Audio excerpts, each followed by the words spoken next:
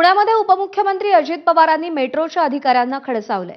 2 दिवसात मेट्रो परिसरातला राडारोडा काढला नाही तर दंड ठोठावू असं अजित पवार म्हणाले। मेट्रोच्या राडारोड्यामुळे पुण्यामध्ये वाहतूक कोंडीच्या तक्रारी निर्माण झालेल्या आहेत। अजित पवारांनी या संदर्भात वाहतूक विभागाची बैठकही घेतली। पालख्या पुण्यात येण्यापूर्वी मेट्रोचा राडारोडा काढून घ्या असे आदेश अजित पवारांनी दिलेत।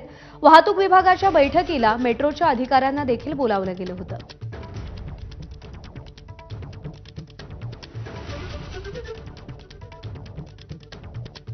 धाराशिव जिल्हा नियोजन समितीच्या निधीवरून महायुतीमध्ये मतभेद असल्याचं समोर आलंय।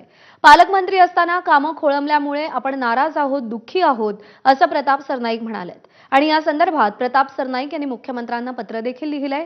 भाजप आमदार राणा जगजितसिंग पाटलांवर विसंवादाचा ठपका ठेवण्यात आलाय। राणा जगजितसिंग पाटील संवाद साधत नाहीत, प्रतिसादही देत नाहीत असं प्रताप सरनाईक यांनी म्हटलंय।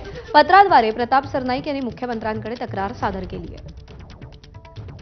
मी स्वतः सुद्धा पालकमंत्री या नात्याने शिफारस केलेली आहे मुख्यमंत्र्यांना। 10 तारखेच्या कॅबिनेटच्या बैठकीमध्ये मी दोन्ही उपमुख्यमंत्री आणि मुख्यमंत्र्यांना पत्र दिलेलं आहे। त्यामुळे लवकरात लवकर स्थगिती उठेल याची मला खात्री आहे। पालकमंत्री या नात्यानं जे जिल्ह्यामध्ये ज्या म्हणजे कामं जी बाकी आहेत आणि राज्यातील इतर जिल्ह्यांमध्ये कामं चालू असताना माझ्या जिल्ह्यामध्ये मात्र मी पालकमंत्री असताना सगळी कामं जी खोळंबलेली आहेत, त्यामुळे मी स्वतः दुःखी आहे आणि माझं दुःख मी माननीय मुख्यमंत्री हे राज्याचे प्रमुख म्हणून त्यांच्याकडे व्यक्त केलेल्या पत्राद्वारे।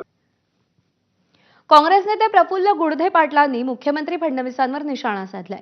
राजकीय पक्ष फोडणाऱ्यांना प्रभाग फोडायला वेळ लागणार नाही असं गुडधे म्हणालेत। फडणवीस फोडाफोडीचे एक्सपर्ट असून त्यांनी वेषांतर करून 2 पक्ष फोडले असा घणाघातही गुडधेंनी केलाय। भारतीय जनता पक्षाचं जे सरकार आहे, त्यांचे जे प्रमुख आहे ते तर फोडाफोडीच्या राजकारणामधले एक्सपर्ट आहे।